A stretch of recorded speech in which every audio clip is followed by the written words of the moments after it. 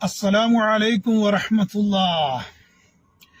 പാണക്കാട് കൊടപ്പനക്കൽ തറവാട്ടിൽ പെട്ട ഒരു വീത്താത്ത കുട്ടിന്റെ ഒരു മറുപടി കേട്ടിട്ട് വല്ലാത്ത ഒരു കഷ്ടം തോന്നി.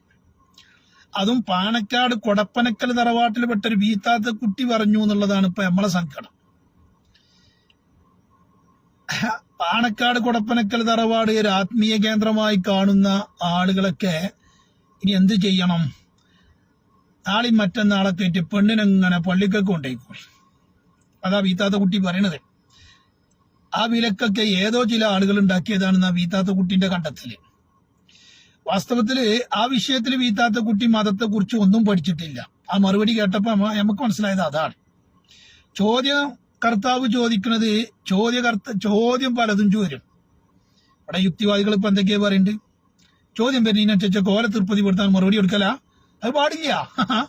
അവിടെ മതത്തിന്റെ നിയമം നോക്കണ്ട, അല്ല ചോദ്യകർത്താവിനെ തൃപ്തിപ്പെടുത്തലല്ല മാനദണ്ഡം. ചോദ്യം പല കോലത്തിലും ഇസ്ലാമിനെ നശിപ്പിക്കാന് പല കോലത്തിലും ചോദ്യങ്ങൾ ചോദിക്കും. അവിടെയൊക്കെ വിശ്വാസികൾ ചെയ്യേണ്ടത് എന്താണ്? വിശ്വാസികൾ ചെയ്യേണ്ടത് വിശുദ്ധമായ ഖുർആനിന്റെയും ഹദീസിന്റെയും ഇമാമിങ്ങളുടെയും പിൻബലത്തിലുള്ള മറുപടികളാണ് കൊടുക്കേണ്ടത്. അതല്ലാതെ ഭാവിയിൽ ഇനി അതൊക്കെ വരുവായി പെണ്ണിനെ പള്ളിയിലേക്ക് കൊണ്ടാക്കായി അതൊക്കെ ഏതെങ്കിലും ആൾക്കാരുണ്ടാക്കിയത് ഏതെങ്കിലും ആൾക്കാരല്ല. ഈ വീത്താത്ത കുട്ടി ഇത് പറയുമ്പോ ആ വീത്താത്ത കുട്ടിന്റെ ഉപ്പാപ്പയായ ഹബീബരായ മുത്തനബി സല്ലല്ലാഹു അലൈഹി വസല്ലമ തങ്ങളുടെ അടുക്കലേക്ക് ഒരു സഹാബി വനിത കയറി വന്നിട്ട് മുത്തനബി സല്ലല്ലാഹു അലൈഹി വസല്ലമ തങ്ങളോട് ചോദിക്കുകയാണ്. ഇന്നത്തെ ചോദ്യകർത്താവ് ചോദിച്ചല്ലോ, ആ ചങ്ങായി ഏതാന്നുള്ള വെച്ചറിയില്ല, ഓനും കേൾക്കട്ടെ. ലോകത്തിന്റെ നേതാവ് ഹബീബറായ മുത്തനബി സല്ലല്ലാഹു അലൈഹി വസല്ലമ തങ്ങൾ, കാരുണ്യത്തിന്റെ നേതാവ്, ആ കാരുണ്യത്തിന്റെ നേതാവിനോടാണ് വന്ന് ചോദിക്കുന്നത് മുത്തുനബിയെ, തങ്ങളെ ഇമാമായി നിൽക്കുന്ന മദീന പള്ളി, അത് മദീന പള്ളിയാ. ആ മദീന പള്ളിയില് മുഅ്മിനീങ്ങളായിട്ട് മഹാനരായ സിദ്ദീഖ് റളിയല്ലാഹു അൻഹു, ഉമർ റളിയല്ലാഹു അൻഹു, അതുപോലെ ഉസ്മാൻ റളിയല്ലാഹു അൻഹു, അലി റളിയല്ലാഹു അൻഹു, ഇവരൊക്കെ മുഅ്മിനീങ്ങളായി നിസ്കരിക്കുന്ന നിസ്കാരത്തിലെ ഒന്ന് പങ്കെടുക്കാൻ അതിയായ ആഗ്രഹമുണ്ട്. തങ്ങളെ ഇമാമായി നിൽക്കുമ്പോൾ ഞങ്ങളും ആ പിന്നിലൊന്ന് നിസ്കരിക്കാന്, അതും പള്ളിയിൽ വന്ന് നിസ്കരിക്കാൻ അതിയായ ആഗ്രഹമുണ്ട് എന്ന് 14 നൂറ്റാണ്ടുകൾക്ക് മുമ്പ് മുത്തുനബി സല്ലല്ലാഹു അലൈഹി വസല്ലമ തങ്ങളോട് ചോദിച്ചപ്പോ അന്ന് മുത്തുനബി കൊടുത്ത മറുപടിയാ, നിസ്കരിക്കാൻ പള്ളിയിലേക്ക് വരേണ്ടതില്ല, നിങ്ങൾ പള്ളിയിലേക്ക് വന്ന് നിസ്കരിക്കുന്നതിനേക്കാളും പ്രതിഫലം നിങ്ങളുടെ വീട്ടിൽ വെച്ച് നിസ്കരിച്ചാൽ നിങ്ങൾക്ക് കിട്ടുമെന്ന് മുത്തുനബി അന്ന് പഠിപ്പിച്ചതാ. വബുയൂത്തുഹുന്ന ഖൈറുൽ ലഹുന്ന, സ്ത്രീകൾക്ക് നിസ്കരിക്കാൻ അവരുടെ വീടാണ് ഖൈറ്. ഈ ഖൈറ് വിട്ടിട്ട് സ്ത്രീകൾ പള്ളിയിലേക്ക് പോയി നിസ്കരിക്കുമ്പോ എന്താണ്ടായത്? ഇടവണ്ണ ഒതായിൽ ഇപ്പൊ എന്താണ്ടായത്? ആദ്യമായിട്ട് കേരളത്തിലെ മനസ്സിലാക്കണം, ഇസ്ലാം കേരളത്തിൽ വന്നിട്ട് 1400 ജില്ല വർഷങ്ങൾക്ക് അപ്പുറം സ്വഹാബത്ത് ഇവിടെ വന്നാണ്ട് ഇസ്ലാം ദീൻ പ്രചരിപ്പിച്ചു. എന്നാൽ കേരളത്തിലുള്ള പെണ്ണുങ്ങൾ പള്ളിയിലേക്ക് പോകൽ തുടങ്ങിയത് എന്താ? 1940-കളിലൊക്കെയാണ് തോന്നുന്നത്, 45 ആ ലെവലിലൊക്കെയാണ് കേരളത്തിലുള്ള പെണ്ണുങ്ങൾ പള്ളിയിലേക്ക് പോകുന്നത്. അതിന് മുമ്പ് 14 നൂറ്റാണ്ടുകൾക്ക് മുമ്പ് ഇസ്ലാം കേരളത്തിലെത്തി. അന്നൊന്നും പെണ്ണ് പള്ളിയിലേക്ക് പോയിട്ടില്ല. സ്വഹാബത്താണ് ഇവിടെ വന്നാണ് ഇസ്ലാം ദീൻ പ്രചരിപ്പിച്ചത്. ആ സ്വഹാബത്തിന്റെ ഭാര്യമാരൊന്നും പള്ളിയിലേക്ക് പോയിട്ടില്ല. ഞാനിത് ഇങ്ങനെ പറയാൻ കാരണം, പള്ളിയിലേക്ക് കൊണ്ടുപോകുന്ന ആളുകൾ വരെ പറഞ്ഞത് എന്താണ്? കേരളത്തിൽ നിന്ന് കൊണ്ടുപോകുന്ന ആൾക്കാർ പറഞ്ഞ മുജാഹിദാള്, അവര് പറയാ കേരളത്തിൽ നിന്ന് ആദ്യമായി പള്ളിയിൽ പോയി നിസ്കരിച്ച 2 മുസ്ലിം വനിതകളെ പരിചയപ്പെടുക എന്ന് പറഞ്ഞിട്ട് മുജാഹിദിന്റെ പുടവ മാസികയില് മുജാഹിദ് പരിചയപ്പെടുത്തുന്നത് തന്നെ എന്താ? ആദ്യമായിട്ട്. അപ്പൊ അതിന്റെ മുമ്പ് പോയിട്ടില്ല. ഈ പോയതെന്നാ 945-കൾക്ക് ശേഷം. ഈ മുജാഹിദ് ഉണ്ടായതെന്നാണ് 920-കളിലാണ് മുജാഹിദ് വരുന്നത്. 20-കളിൽ വന്ന മുജാഹിദ്, കേരളത്തിൽ മുജാഹിദ് പ്രസ്ഥാനം വരുന്നത് 920-കളിലാണ്. 20-ൽ വന്ന മുജാഹിദുകള് 20-ല് പെണ്ണിനെ പള്ളിക്ക് കൊണ്ടുപോയിട്ടില്ല. അന്ന് ഖുർആനും ഹദീസൊക്കെ ഉണ്ട്. ഇന്ത്യ മുജാഹിദ് കൊണ്ടുപോയത് 25-ല് പെണ്ണിനെ പള്ളിയിലേക്ക് മുജാഹിദ് കൊണ്ടുപോയിട്ടില്ല. അന്നും ഖുർആനും ഹദീസൊക്കെ അല്ലേ. ഇന്ത്യ മുജാഹിദ് പെണ്ണിനെ പള്ളിയിലേക്ക് കൊണ്ടുപോകരുത്. 30-കളിൽ കൊണ്ടുപോയോ? 35-കളിൽ കൊണ്ടുപോയോ? 40-ല് കൊണ്ടുപോയോ? 40-ഉം കഴിഞ്ഞിട്ടല്ലേ മുജാഹിദ് പെണ്ണിക്ക് പെണ്ണുങ്ങൾക്ക് പള്ളിയിലേക്ക് പോകാന്നുള്ള ഫത്വ കൊടുക്കുന്നത്? അതന്നെ ഒരു MCC മൗലവി ഉണ്ട്, മൂപ്പര് പറഞ്ഞത് എന്താ, പെണ്ണ് പള്ളിയിലേക്ക് പോലെ നിർബന്ധമാണ്. ഇത് എപ്പോഴാ പറയണെന്നോ, 945 ശേഷമാണ് ഈ പറയണത്. പെണ്ണ് പള്ളിയിലേക്ക് പോകൽ നിർബന്ധമാണ് എന്ന് പറഞ്ഞത്. ഇപ്പൊ മുജാഹിദിനോട് നിർബന്ധമാണോ സുന്നത്താണോ ചോദിച്ചാൽ മുജാഹിദ് മുണ്ടാതെ കേൾക്കാറും ചോദിച്ചു. അങ്ങനെയാണ് അവസ്ഥ. അന്ന് അതിനെ ഗണ്ണിച്ചുകൊണ്ട് K ഉമർ മൗലവി, മുജാഹിദ് പ്രസ്ഥാനത്തിന്റെ പ്രസിഡന്റൊക്കെ അതിനെ ആ മൗലവി കൊടുത്തത് പെണ്ണ് പള്ളിയിലേക്ക് പോലെ നിർബന്ധം അല്ല അറിഞ്ഞാണ്ടാണ് അതിന് മറുപടി കൊടുത്തത്. ഓലെന്നെ തമ്മിൽ കച്ചറായി. കാരണം ഇസ്ലാമിൽ ഇല്ലാത്തൊരു സംഗതി ഓല് കൊണ്ടുവരുമ്പോ എന്തായാലും കച്ചറ ഉണ്ടാവും ഉറപ്പല്ലേ. ഈ MCC മൗലവി അന്ന് പെണ്ണ് പള്ളിയിലേക്ക് പോകേണ്ട കാര്യങ്ങളൊക്കെ അയാൾ തന്നെ വളരെ വെടിപ്പായിട്ട് അതിൽ എഴുതി വെച്ചിട്ടുണ്ട്. എങ്ങനെയാണ് പെണ്ണ് പള്ളിയിലേക്ക് പോകേണ്ടത്, മുന്നും പിന്നും മറിച്ചിട്ട് മാത്രം പോയാൽ മതി. അതായത് സ്ത്രീകളെ മുന്നും പിന്നും, ബാക്കിയുള്ള ഭാഗങ്ങളൊന്നും മറക്കണ്ട എന്നുള്ളതാ. അപ്പൊ മുന്നിലൊരു സ്റ്റിക്കർ ഒട്ടിക്കുക, പിന്നിലൊരു സ്റ്റിക്കർ ഒട്ടിക്കുക. ഈ മുന്നും പിന്നും ഒക്കെ തിരിഞ്ഞില്ലേ, തിരിഞ്ഞിട്ടില്ലെങ്കിൽ തിരിഞ്ഞോളും. പിന്നെ അതന്നെ അവിടെ സ്റ്റിക്കർ ഒട്ടിച്ചിട്ട് പോയാൽ മതിയും, കോണ കെട്ടുകൊണ്ട് പോയാൽ മതിയും. ഇങ്ങനെ ഇത് ഞാൻ വെറുതെ പറയല്ല, ഇതൊക്കെ മതത്തിന്റെ പേരിൽ ഇവിടെ മുജാഹിദുകൾ പറഞ്ഞു വെച്ചതും എഴുതി വെച്ചതുമാണ്. ഇതൊന്നും ആർക്കും നിഷേധിക്കാൻ കഴിയൂല. നിഷേധിച്ചാൽ തെളിവ് നമ്മളെടുത്തുണ്ടേ. MCC മൗലവി അത് എഴുതി വെച്ചതേ മുന്നും പിന്നും കോണ കെട്ടുകൊണ്ട് പെണ്ണ് പള്ളിയിലേക്ക് പോകുക എന്നുള്ളത് മനസ്സിലാക്കണം. അപ്പോ MCC മൗലവിന്റെ ഈ ഫത്വ കണ്ടാണ്ട് പെണ്ണ് പള്ളിയിലേക്ക് പോയപ്പോ എന്താണ് സംഭവിച്ച ബാലുശ്ശേരി വരേണ്ട അപ്പുറത്ത് ബാലുശ്ശേരി വരെ മുജാഹിദ് പ്രസ്ഥാനം കൊണ്ടുവന്ന നവോത്ഥാനങ്ങൾ നിങ്ങൾക്കറിയുമോ? മുജാഹിദ് പ്രസ്ഥാനം കൈവെക്കാത്ത ഒരു മേഖലയില്ല. ബാലുശ്ശേരി വരാ മുജാഹിദ് പ്രസ്ഥാനം കൈവച്ച മേഖലകൾക്ക് നിങ്ങൾക്കറിയുമോ എന്നൊക്കെ ചോദിച്ചിട്ട് ബാലുശ്ശേരി ബാജാലനായി പറയാണ്, കേരളത്തിലെ സ്ത്രീകൾ അടിപ്പാവാട ധരിക്കാത്ത ഒരു കാലുണ്ട്. ഞാൻ അത് വെറുതെ പറയല്ല, മുജാഹിദ് ബാലുശ്ശേരി അപ്പാടെ പറഞ്ഞേ. കേരളത്തിലെ മുസ്ലിം സ്ത്രീകൾ അടിപ്പാവാട ധരിക്കാത്തൊരു കാലുണ്ടേനും. ഇതാരെ ധരിക്കണ്ടെന്ന് പറഞ്ഞ് MCC മൗലവി മുന്നും പിന്നും മറച്ചാണ്ട് വന്നാ മതി പെണ്ണ് പള്ളിയിലേക്ക്.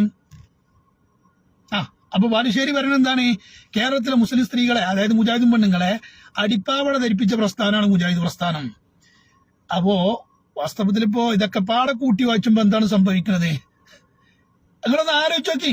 ഞാൻ ഈ പറയുന്നതിൽ കളവുണ്ടെങ്കിൽ നിങ്ങൾക്ക് പറയാ ഷാജാനേജ പറഞ്ഞത് കളവാണ്, ഇന്നത് കളവാ ആണത്തുള്ള ധൈര്യമുള്ള ഏത് മുജാഹിദ് ഉണ്ടെങ്കിൽ പറഞ്ഞോളി, തെളിവ് ഞാൻ തരും.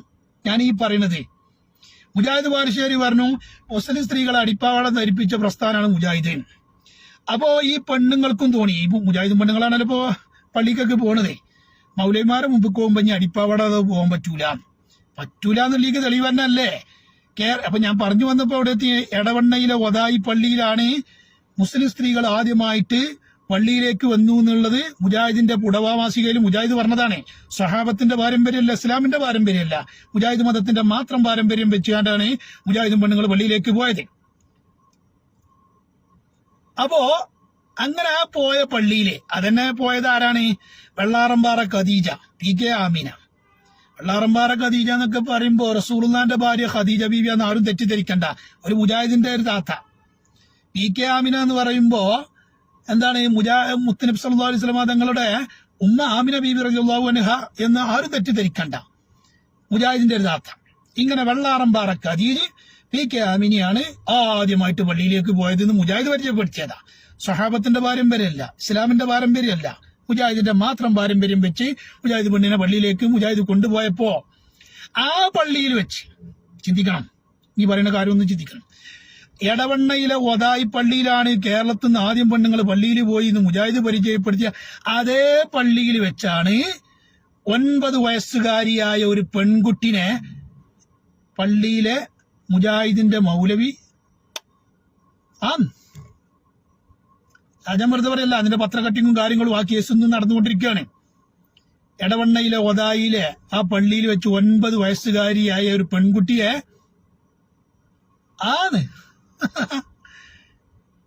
കേസ് നടക്കുകയാണ് കോടതിയിൽ, മഞ്ചേരി കോടതിയിൽ ആ കേസ് നടക്കി. അതിന്റെ പത്രക്കട്ടിങ്ങൊക്കെ നമ്മൾ വായിച്ചതാണ്. അപ്പൊ മുത്തനബി പറഞ്ഞു പെണ്ണ് നിസ്കരിക്കല് അത് വീട്ടിൽ വെച്ച് നിസ്കരിക്കലാണ് ഹൈറ്. മുത്തനബി ഹൈറ് എവിടെ പഠിപ്പിച്ചോ ആ ഹൈറിന് വിപരീതം ചെയ്ത് ഷെറ് ചെയ്യുമ്പോ ഉണ്ടാകുന്ന അനുഭവം എന്താണ്? 9 വയസ്സുകാരിയായ പെൺകുട്ടി. എത്രയോ സംഗതികൾ വേറുണ്ട്. ഇപ്പൊ നാളെ പത്രത്തിൽ വായിച്ചു, പെരിന്തൽമണ്ണ ഭാഗത്തൊരു മുജാഹിദും പള്ളിയില് ഒരു ജമീലത്താത്ത കയറി നിസ്കരിച്ചാൻ കയറിയത്. ജമീലത്താത്താന്റെ ബാഗ് ഇറക്കാണ് പോയിരുന്നു. മുജാഹിദും പള്ളിയിൽ നിന്നാണ് ഈ പോണത്. ഇങ്ങനെ എത്രയോ സംഗതി. ഇപ്പോ ഒരു പത്രകട്ടിങ് തന്നെ ഒരു മുജാഹിദ് മൗലവി പെണ്ണുങ്ങളൊക്കെ വന്ന് പള്ളിയിലേക്ക് വന്നപ്പോ മിമ്പർമെന്നാണ് പ്രസംഗിച്ചു. ഞാനിങ്ങനെ രാടും കച്ചവടം നടത്തുന്നുണ്ട്, എനിക്ക് പൈസ ഇട്ടോളിയും പറഞ്ഞു. അങ്ങനെ ലക്ഷക്കണക്കിന് കോടിക്കണക്കിന് ഉറുപ്പിയായി മൗലവി മുങ്ങി. ഇതൊക്കെ എന്നിട്ട് പെണ്ണുങ്ങൾ മുജാഹിദ് പെണ്ണുങ്ങൾ വന്നാണ്ട് പബ്ലിക്കിനോട് പറയാ, പത്രസമ്മേളനത്തിൽ ഇതിലൊക്കെ പറയാനേ മൗലവി ഞങ്ങളെ പറ്റിച്ചു, മൗലവി നല്ല പ്രസംഗിനും. ഓന്റെ താത്താരെ മുത്തനബി ഖൈറിന്ന് എവിടെ പഠിപ്പിച്ചോ അവിടെ വെക്കുക. ഇതൊക്കെ വിട്ടിട്ട് നിങ്ങൾ പള്ളിന്റെ ഉള്ളിലേക്ക് മണ്ടി മൗലവിന്റെ പ്രസംഗം കേട്ടിട്ട് ലക്ഷക്കണക്കിന് ഉറുപ്പിയാണ് കൊണ്ടുപോയിട്ടത് ഫൂന്നാവും. കാരണം മുത്തനബിക്കെതിരെ നിങ്ങൾ ചെയ്യുന്നതേ അത് നിങ്ങൾക്ക് മനസ്സിലാകണ്ടേ.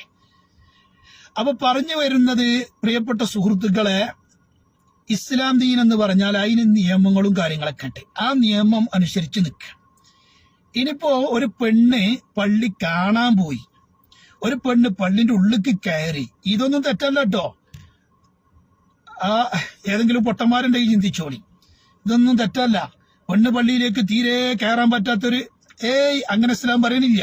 പെണ്ണ് പള്ളിയിലേക്ക് കയറാം, പെണ്ണ് പള്ളി കാണാൻ വരില്ല, അത് കാണാം. ഞാൻ പള്ളിയിലുള്ള ഉസ്താദിനോട് എന്തെങ്കിലുമൊക്കെ സംശയങ്ങളോ മസലപരമായിട്ട് ചോദിക്കാണ്ടെങ്കിൽ അതൊക്കെ ചോദിക്കാം, അതിനൊന്നും ഒരു വിലക്കുമില്ല. ഇവിടെ ഇസ്ലാം പറഞ്ഞത് എത്രയാണ്, മുത്തനബി പറഞ്ഞത് എത്രയാണ്, നിസ്കരിക്കാൻ നിങ്ങൾ പള്ളിക്കൊക്കെ വരണ്ട, അത് നിങ്ങൾ വീട്ടിൽ വെച്ച് നിസ്കരിച്ചോളി. ഇത് മുത്തനബി പറഞ്ഞതാണ്. മുത്തനബി സല്ലല്ലാഹു അലൈഹി വസല്ലം തങ്ങൾ പഠിപ്പിച്ചു കൊടുത്തിക്കണ്ടേ മുസ്ലിമീങ്ങൾ? അവിടുന്ന് വിട്ടിട്ട് ഭാവിയിൽ ഇങ്ങനെ വരണം, ഏതോ ആൾക്കാരുണ്ടാക്കിയ കൾച്ചറാണ് ഇതൊക്കെ പറയുമ്പോ റഹ്മത്തുള്ളാഹി ഖാസിമി ഈ അടുത്ത് പറഞ്ഞത് നമ്മളൊക്കെ കേട്ടതാ.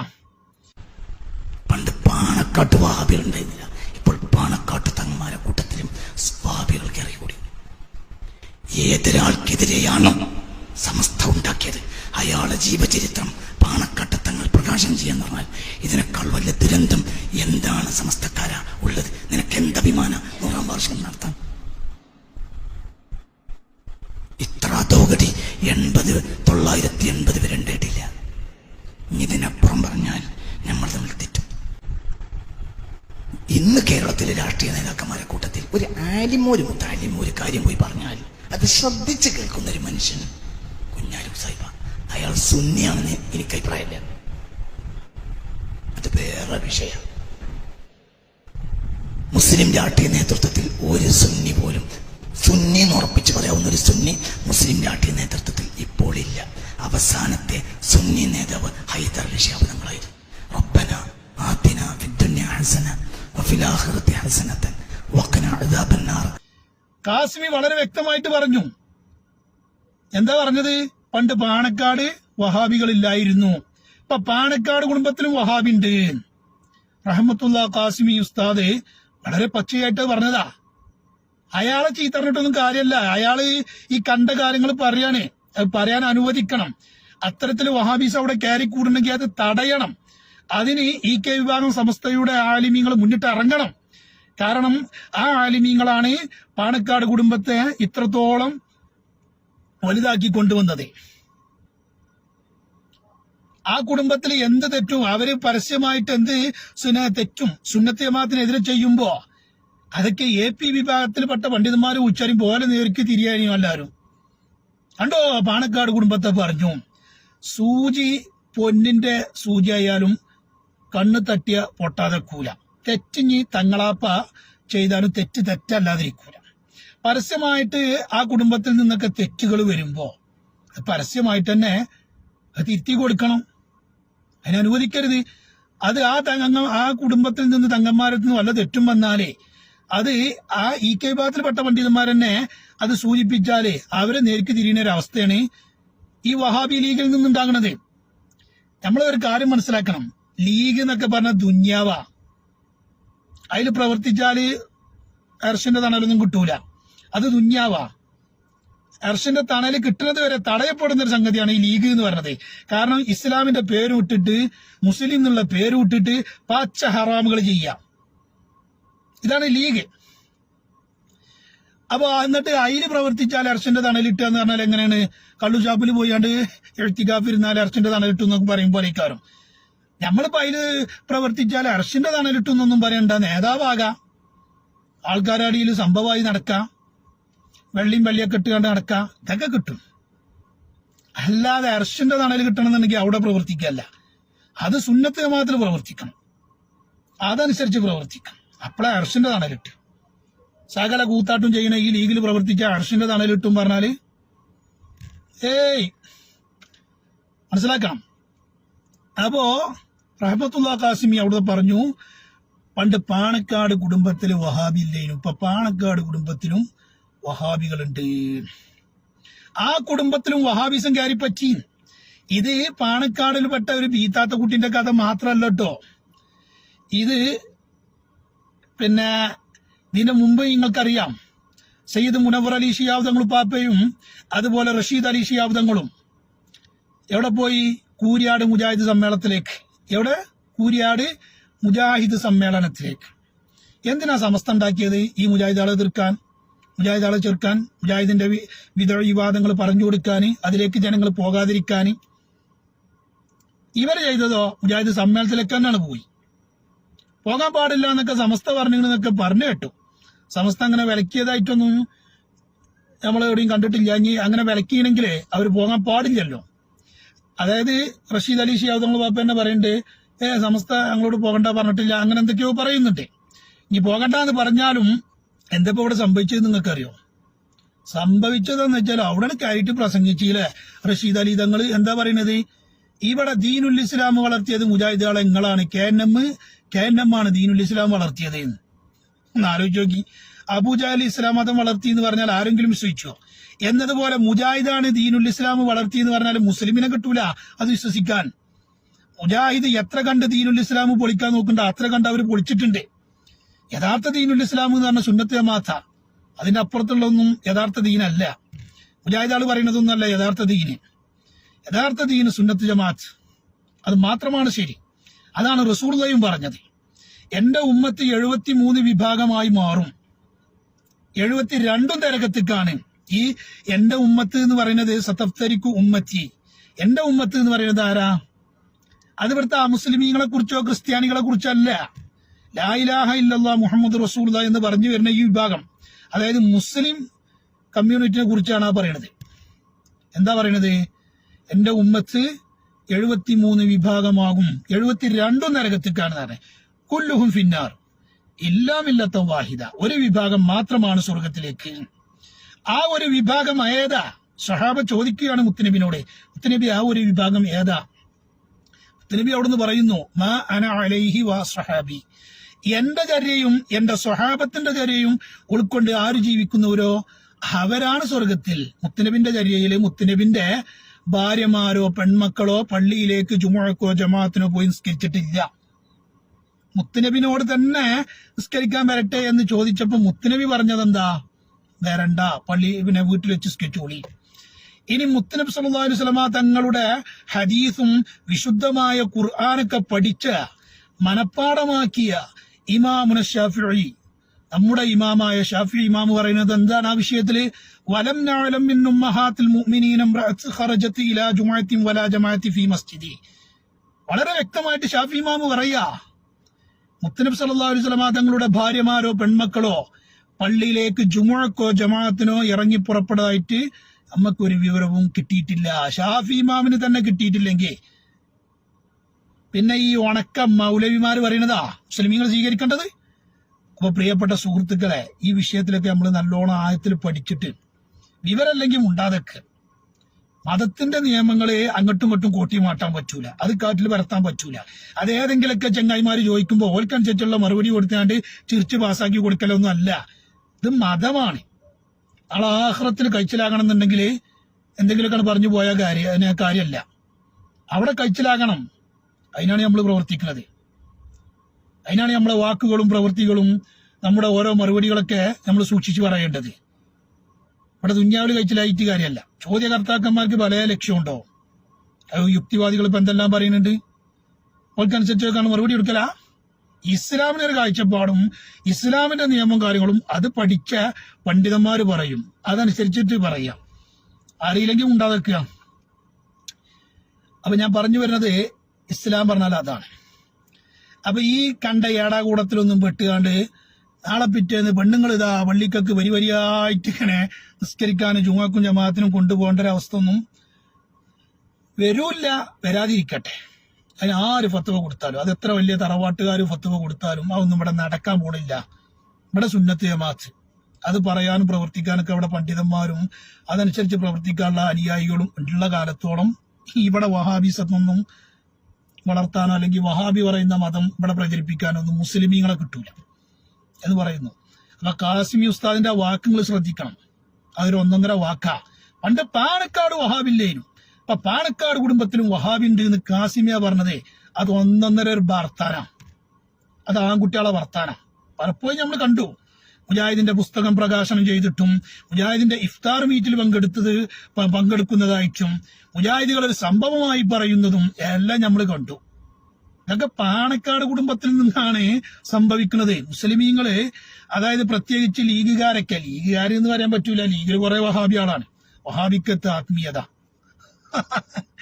ആ പാണക്കാട് കുടുംബത്തെ വെച്ചുകൊണ്ട് പാണക്കാട് കുടുംബത്തിന്റെ വീഡിയോ എടുത്ത് നൂലും മന്ത്രിച്ചൂതുന്നതൊക്കെ വീഡിയോ എടുത്തുകൊണ്ട് വിദേശ രാജ്യങ്ങളിൽ, ഗൾഫ് രാജ്യങ്ങളിലെ സൗദി അറേബ്യയിലടക്കം ഇത് അവിടെ ശിർക്കും ഖുറാഫാത്തുമാണ് വിറ്റൊഴിക്കുന്നത് എന്ന് പച്ചക്ക് പറഞ്ഞ, അറബിയില് വീഡിയോ ഡോക്യുമെന്ററി ഉണ്ടാക്കിയാണ്ട് പച്ചക്ക് പരിചയപ്പെടുത്തി കൊടുത്ത ഈ വഹാബികൾക്ക് എന്താ ആത്മീയത?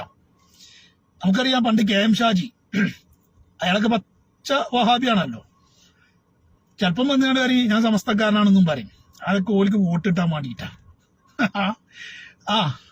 പിന്നെ മുജാഹിദ് പിളർന്നപ്പോ മുജാഹിദുകൾ പിളരാൻ പാടില്ല, ഭയങ്കര പ്രയാസപ്പെടുത്തേണ്ട സംഗതിയാണ്, മുജാഹിദുകൾ എങ്ങനെ ആകാൻ പാടില്ല, മുജാഹിദുകൾ പിളർന്നാൽ ഇവിടെ ശിർക്കും ഖുറാഫാത്തൊക്കെ KM ഷാജി വരികയാണേ, എന്നിട്ട് ആ പറയുന്നത് ഞാൻ സമസ്തക്കാരനാണ്. എങ്ങനെയുണ്ട്? അപ്പോ ഞാൻ പറഞ്ഞു വരുന്നത്, ആ KM ഷാജി പാണക്കാട് തങ്ങളെ ഒരു ആത്മീയ നേതാവായിട്ട് കാണില്ല എന്ന് പത്രത്തിൽ നമ്മൾ വായിച്ചതാണ്. ഇത്തരമുള്ളൂ ഇപ്പോ ആ വഹാബി ലീഗുകാർക്കൊക്കെ ഉള്ളത്. ഇപ്പൊ PMA സലാം പറഞ്ഞല്ലോ, പാണക്കാട് കുടുംബത്തെ പറയാൻ പറ്റൂല. എന്തൊക്കെ അർത്ഥത്തിലാണ് അയാളൊക്കെ പറയുന്നത്? അയാൾ പാണക്കാട് കുടുംബത്തെ അംഗീകരിക്കുന്നുണ്ടോ? അംഗീകരിക്കുകയാണെങ്കിൽ അവിടുത്തെ നൂലും വള്ളവും ഉറുക്കും ഇതൊക്കെ അംഗീകരിക്കണ്ടേ?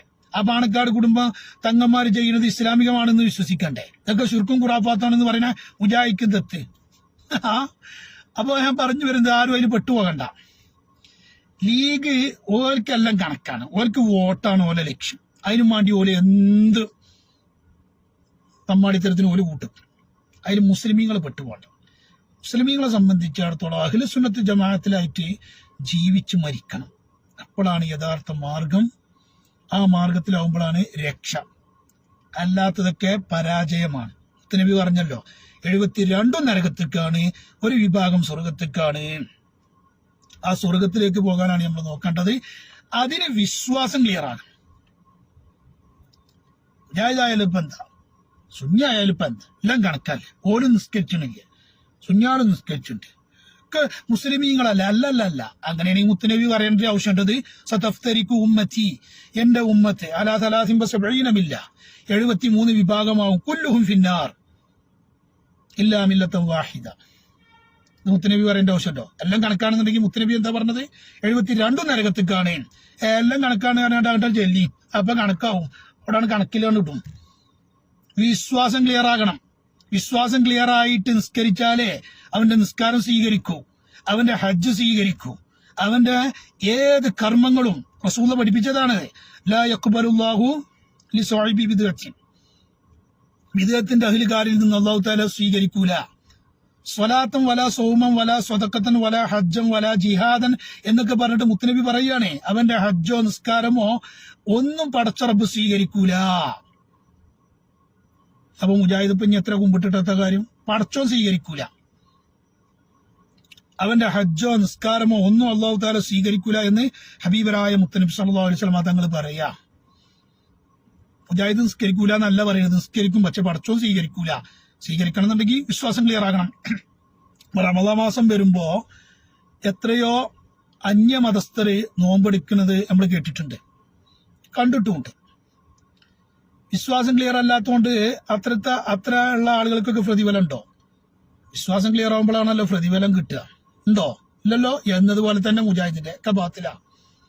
പിന്നെ നമ്മളെ ആളുകളെ കാണിപ്പിക്കാൻ വേണ്ടി മുജാഹിദികൾ ചിലപ്പം ഈ നെര്യാണിന്റെ മേലുള്ള മുറിയൻ പാൻറ്റും, ഞാൻ അതിനെ പരിഹസിക്കല്ല, ഞാൻ മുജാഹിദിന്റെ ഒരു അടയാളം പറയാം.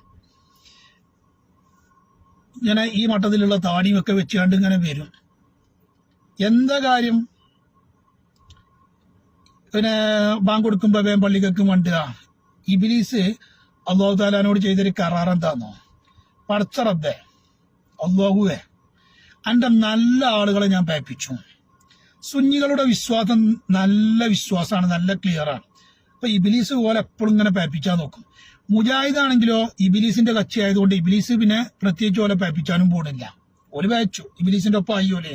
അപ്പൊ ഓൽക്ക് ചിലപ്പോ കൊടുത്ത പള്ളികൾക്ക് മണ്ടാന്ന് തോന്നും. ഇങ്ങനെയൊക്കെ അതുകൊണ്ടൊന്നും ഓല് ചെയ്യുന്ന ഇബാദത്തും കാര്യങ്ങളും അല്ലാഹു തആല സ്വീകരിക്കൂല. അതാണ് ഞാൻ നേരത്തെ പറഞ്ഞതേ, ലാ യഖ്ബലുല്ലാഹു ലി സ്വഹിബി ബിദഅത്തിൻ, ബിദഅത്തിന്റെ അഹ്ലുകാരിൽ നിന്ന് അല്ലാഹു തആല സ്വീകരിക്കൂല.